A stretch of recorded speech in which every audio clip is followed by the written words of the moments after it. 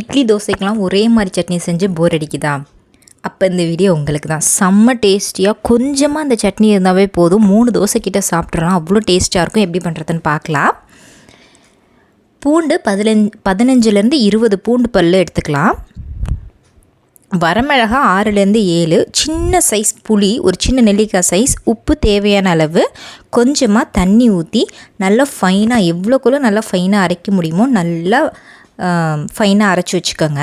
இது ஓரமாக இருக்கட்டும். பாருங்கள், இந்த அளவுக்கு நல்லா ஃபைனாக அரைச்சிக்கோ. இது கொஞ்சமாக இந்த சட்னி இருந்தாவே அது தொட்டு சாப்பிட்றதுக்கு அவ்வளோ டேஸ்ட்டாக இருக்கும். நிறையா சாப்பிட முடியாது, காரமாகவும் இருக்கும்ல. ஸோ நல்லாயிருக்கும் இந்த சட்னி. ட்ரை பண்ணி பாருங்கள். 3 பெரிய வெங்காயம் கட் பண்ணி வச்சுக்கிறேன்.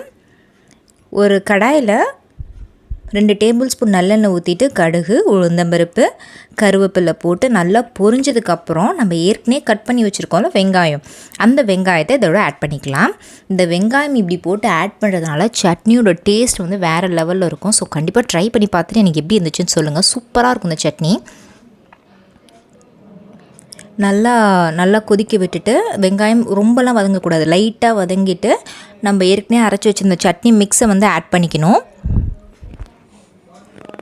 இந்த சட்னி மிக்ஸ் வந்து ஆட் பண்ணிவிட்டு தண்ணி கொஞ்சம் நிறையாவே ஊற்றிக்கோங்க. ஏன்னா நம்ம எல்லாமே ராவாக போட்டு அடைச்சிருக்கோம். அந்த ரா ஸ்மெல் வந்து போகிற வரைக்கும் நல்லா அந்த சட்னி எவ்வளோக்குள்ளே கொதிக்க விடுறீங்களோ சிம்லேயே வச்சு அவ்வளோக்குள்ளே அந்த சட்னி வந்து செம்ம டேஸ்ட்டாக இருக்கும்.